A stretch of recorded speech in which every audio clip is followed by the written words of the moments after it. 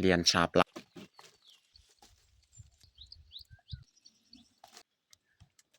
เพราะว่าฝน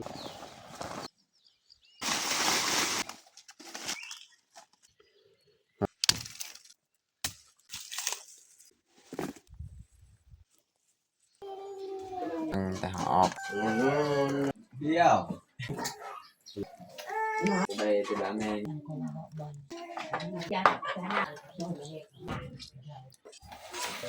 อย่าลืมกดไลค์กดแชร์และกดติดตามเด้อพี่น้อง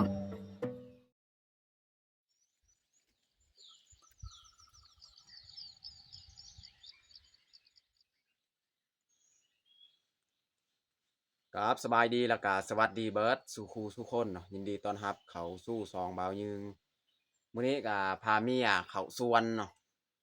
สวนที่เราเคยเข้าโดนเดี๋ยวนี้บ่เคยเข้าบ่ฮู้ว่าสิยังมีหรือบ่พืชผักตามสวนหั่นเนาะถ้าว่าบ่มีเราก็สิหาเก็บพวกปีกล้วยนี่แหละเพราะว่าตอนนี้เราก็นั่งนี่ข้างๆอันแม่นต้นกล้วยป่าแล้วก็หลังจากเขาเก็บพืชผักไปนี่แล้วเขาก็สิกลับอยู่สวนมันไปลกมันเนาะแล้วจึงค่อยกลับบ้านเนาะเฮ็ดกินเฮ็ดอยากอยู่บ้านเนาะโอเคมีแต่ทุกคนติดตามเบิ่งติดตามชมกับพวกเฮาได้ยาวๆเลย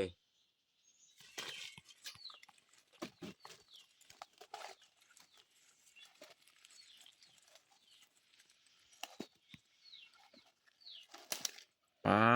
หมักเดือพี่น้องเรียนชาปลาบ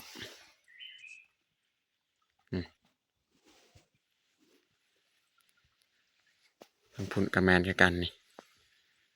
ต้นหมักเดือ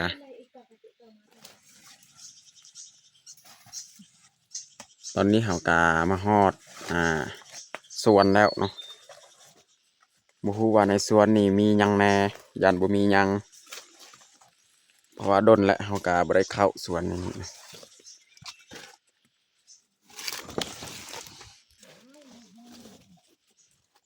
นี่หกและสวน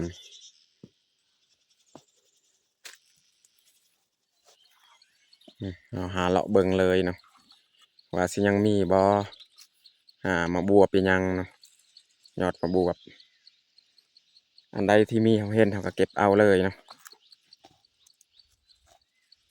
มักพริกกินยังบ่เพราะว่าอยู่นี่เขาปลูกมักพริกเมื่อนั้นแต่ว่าเดี๋ยวนี้มันหล่นมันนั้นเบิดนี่ต้นมักพริกนี่มันแห้งแล้งเดี๋ยวนี้นี่เก็บยอดมักบวบ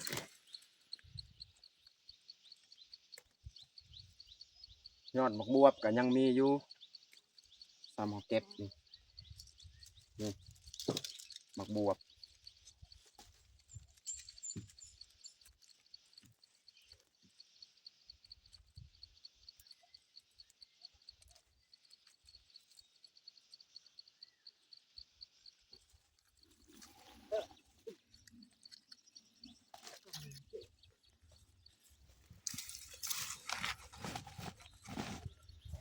ยัดใส่กระทงเลย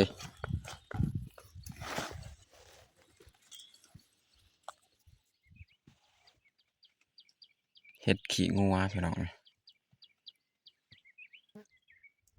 เห็ดแบบนี้นี่กินบ่ได้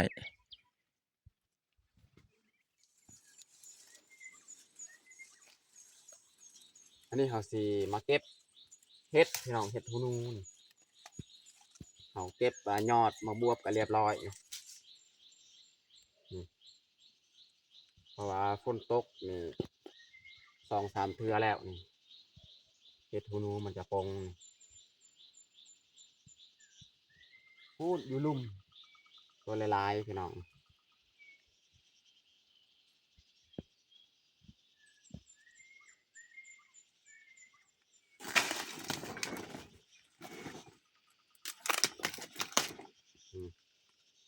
เอาไว้ใส่ใบตองเลยสบาย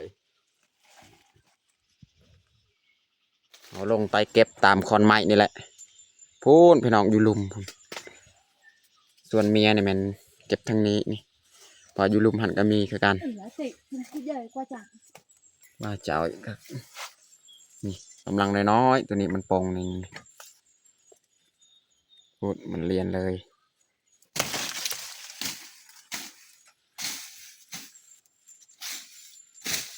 ไปเก็บตามคอนไม้นี่แหละตัวนี้นี่ปงไม้อันตัวซีนี่ซีขาวๆนี่ตัวมันแข็งๆตัวนี้อ่อนๆอีกนี่ก็มีแถวลุ่มหันพูดทางนี้ส่วนเมียเนี่ยมันเก็บนี่ทางนี้ก็มีคือกันนี่เมียเก็บใส่ใบตองเลย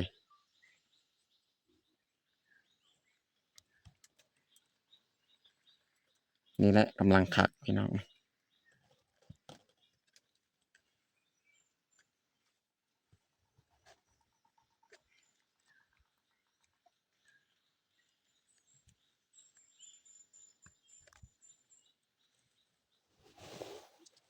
นี่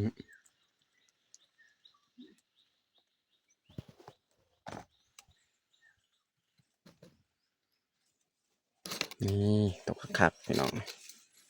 นาเลยนี่เห็ด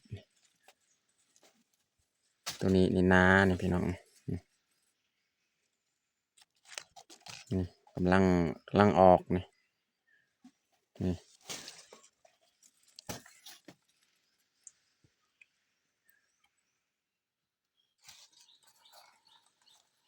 ตอนนี้ก็เรียบร้อยเขาเก็บนี่เมียห่อใส่ใบตองห่อไปเก็บตามคอนไม้นี่แหละนี่ก็ได้ลายเติบแล้วสำอาหารเที่ยงมื้อนี้แหละอยู่ลุ่มนี่บ่กล้าลงนี่อยู่ลุ่มมันยังหลายพุ่นพี่น้องแถวลุ่มมันเฮวนี่บ่กล้าลง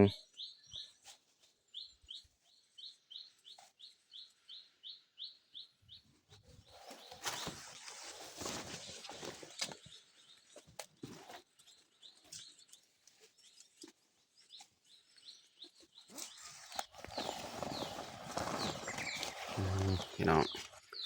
ได้ลายเติบแล้วเห็ดทูนู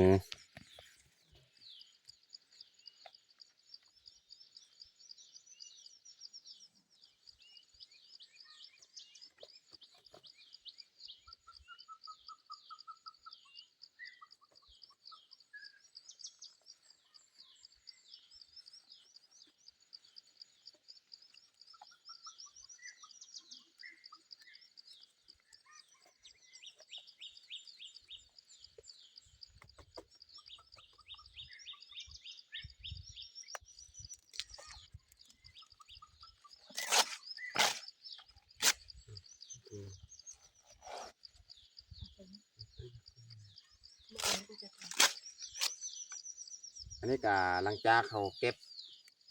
พืชผักอยู่นี่แล้วก็สิกลับไปขุดมันอีกไปหลอกมันย่างเขาสิเอาปีกล้วยปลาแถวหันนิดหน่อยนะแล้วจึงไปหลอกมัน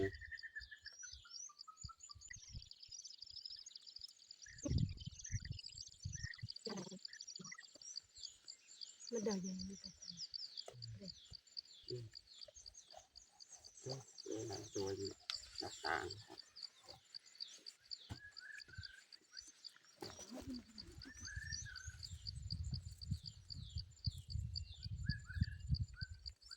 อันนี้เมียจะตัดต้นกล้วยปลาสิเอาปีมันพูดพี่น้องปีมันมีลายแถวถึงหันก็มีครับปีกล้วยปลานี่ลาย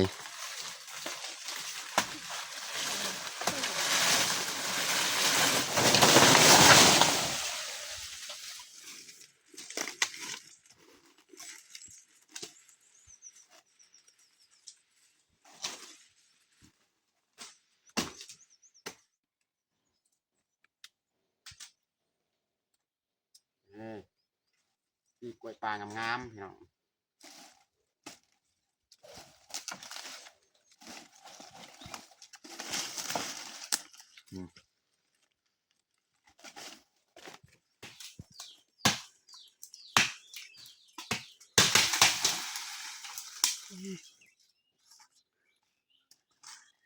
่น้องดอกต่างบ่ยิงกับบุฮูชื่อเนาะทำอิฐเนาะแต่ว่ามีเอฟซีเพิ่น คอมเมนต์บอกว่าซื้อเขาเอิ้นดอกตางบ่ข้อยบ่ฮู้ว่าเขาเอิ้นภาษาลาวหรือภาษาไทยเนาะเอายิงก็เอิ้นนำเลยดอกตางเก็บมักเดือนี่พี่น้องเนาะว่าเมียมักก็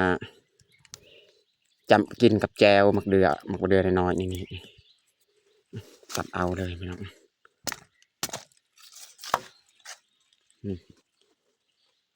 จำกับแจวพี่น้องแจวผง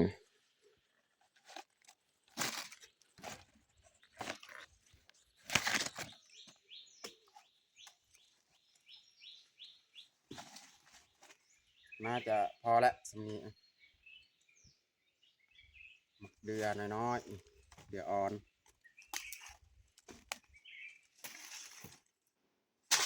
เอาอีก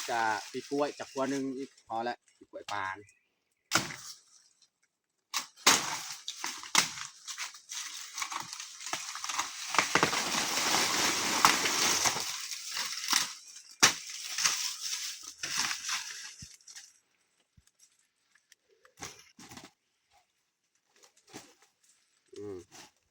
หัวใหญ่ๆงามๆเลยเอาเลือกเอาหัวตัวน้อยๆเนี่ยเราบ่เอา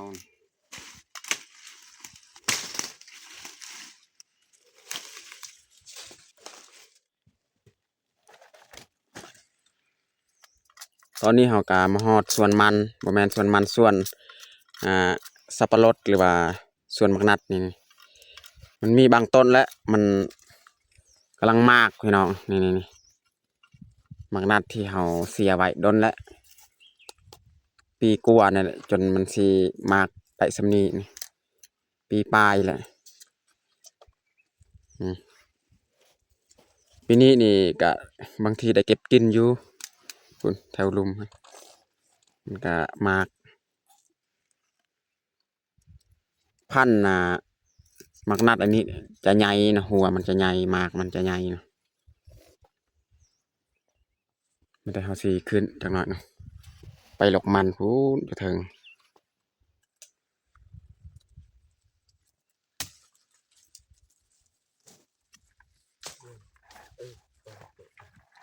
โอ้ยเติมบัตรต้ม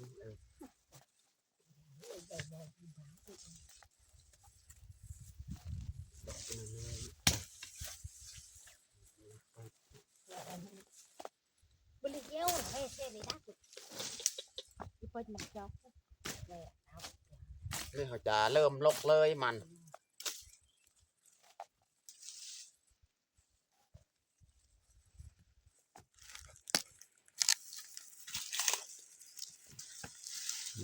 เนาะ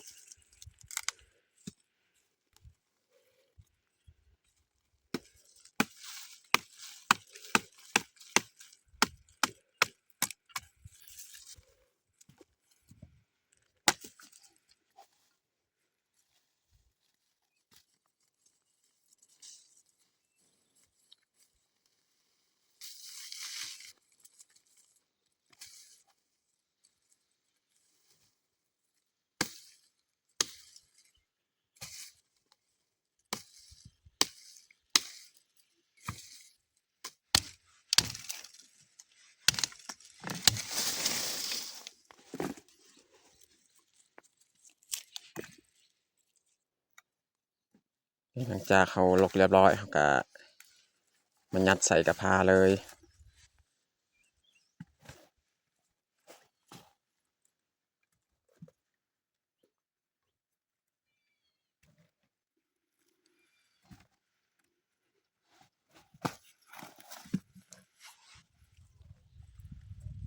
ยอดมาบวบนี่มักเพชรน้ำหน่อยนึง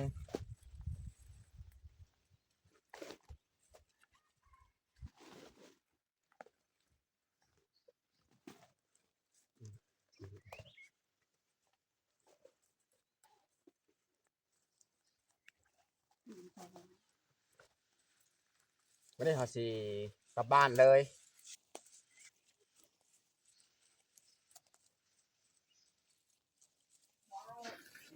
ตอนนี้เฮากามาฮอดบ้านเนาะอันนี้แม่เอาออกพืชผักที่เขาเก็บได้เนาะนี่อันนี้แม่นห่อ เฮ็ดฮูนูสิมาเฮ็ดอาหารเที่ยงมื้อนี้เลยมีพวกมักเดือ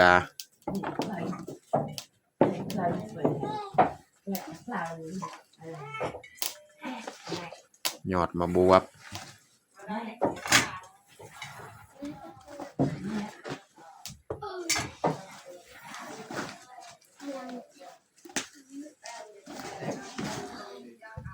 ไปกันกันไปอยากของกระโดดยังดอกเป็นไงคือแบบค่ะ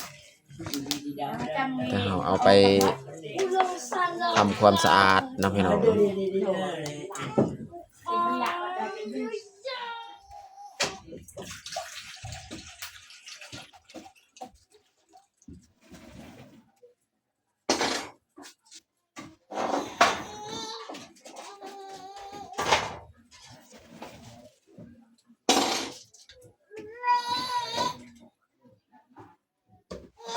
สิแกงเอาพี่น้องเนาะ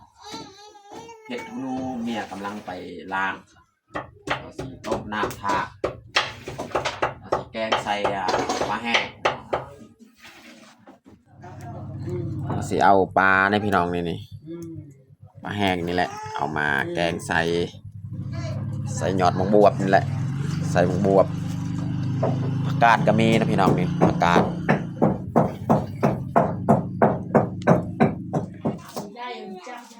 ตำมาพริกกระเทียมแกงใส่ปลาแห้งพี่น้องเนาะดูดีดำ ปีกล้วยนี่เราจะบริเฮ็ดบ่ทันตอนเที่ยงเอาไว้ตอนแรงเฮ็ด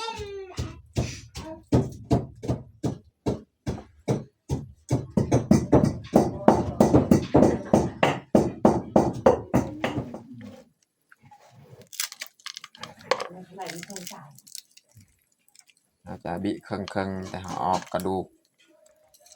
สันหลังครับ Arau ke amai dulu pes lah cha.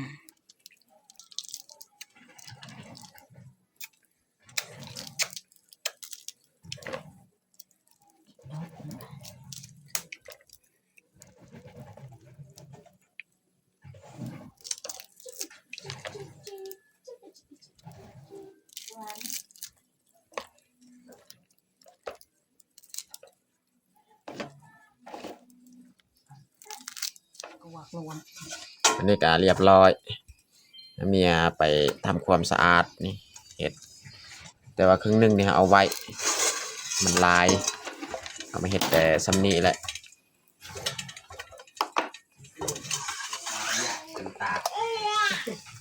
น้ำข้าวต้มกาฟดนี่เขาสิปรุงเลยใส่พริกมะแคนกระเทียมนี่ตำเรียบร้อยเกลือนัวใส่น้ำปลา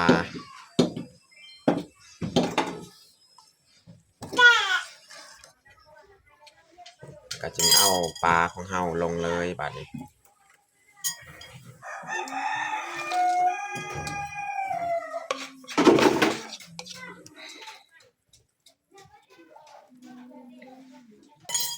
เหงาชุดอะแบบเหงา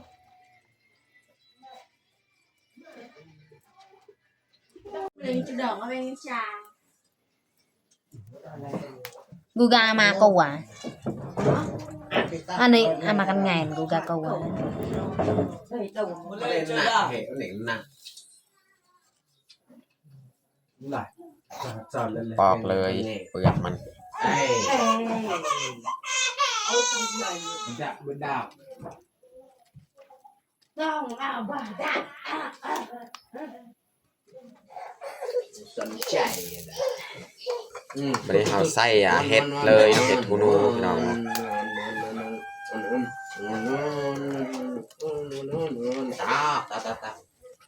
ใส่ประมาณนี้แหละ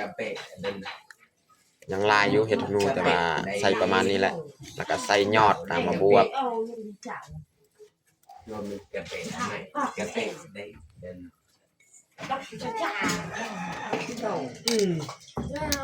แฮมเมเรนไอ้ชาดำ อะไรตักปอก tao lên cho cha cát จะนานเราไปนานตื่น นี่เขาสิใส่ ใหญ่ มะบวบนี่เนาะ ไม่ตั้งแต่ตื่นครับจะเอาไปเว้ยหัวเมา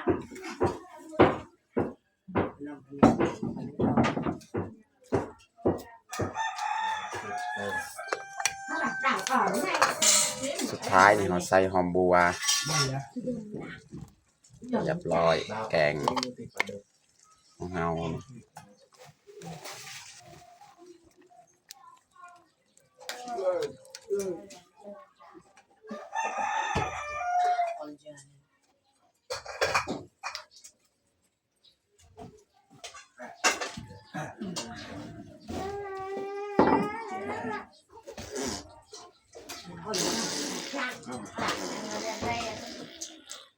อันนี้สิเสียบมาพริกตำแจว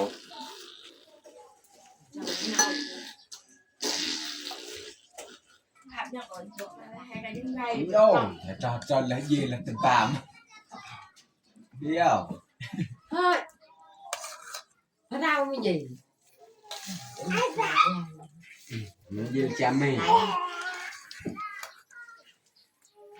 và giờ bữa là tặng là tình cảm bữa gì bữa là cà mì cà bữa gì thì biết ở bên này dấp của anh này วันนี้เขาสิเทน้ำใส่เลย nó ngoài xài cho nó không หมอมาดักเราเตะจับใกล้เรา เราจะเอาตัวนี้แหละมาเผาใส่ไฟเลย ไปเบิ่งเราเอาเน็ตดูก็เลยอาเปวาบอกวิ่งเวียดไปเนียวหนึ่งก็อาเปวาบอกนะก็ไล่วาบอกอะไรจ้าจะนานย้อนจะนานจิตจะเลิกก็อาเปวาบอกอันนี้ยังก็วาบอกบอลจ้าเราเนี่ยบอกเราถูก โอ้ย พูดดิ จมูกกระเทียม trên nát bây giờ mà học bên này nó chỉ là đây mình tôi tuổi mùi học một lào này để năng của đây thì là nghe mình lào là ตอนนี้ก็เรียบร้อยเอาแต่งข้าวเฮาแกงเห็ดทูนูยอดมะบวบใส่ปลาแห้งพี่น้องเนาะแล้วก็มีแจวมะพริกดิบแล้วก็นี่แม่นดอกตางเฮาเผาเรียบร้อยเลยสำหรับอาหารเที่ยงของเฮาก็เบิดซุมนี้แหละตอนนี้ก็เรียบร้อยเฮาแต่งข้าวของเฮาแต่เฮาจะลงมือกินข้าวเที่ยงเลยเอามาทุกคนกินข้าวเที่ยงนํกันเอาน้องพลอยลุงปามกินข้าวกิน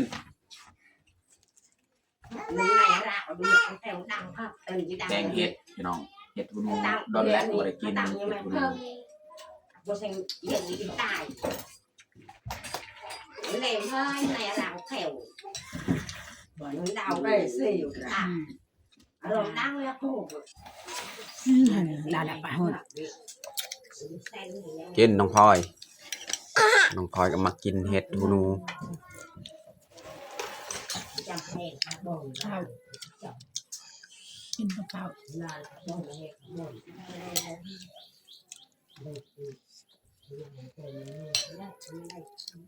อ้าวแพงหนกแพงละติไ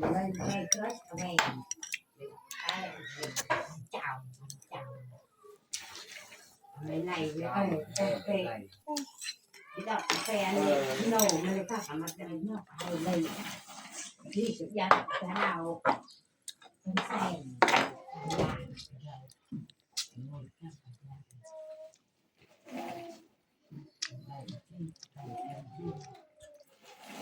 หมักตางนี่ป่นก็ได้พี่น้องแต่ว่าบางยึงนี่เผาเอามาจิ้มแจ่ว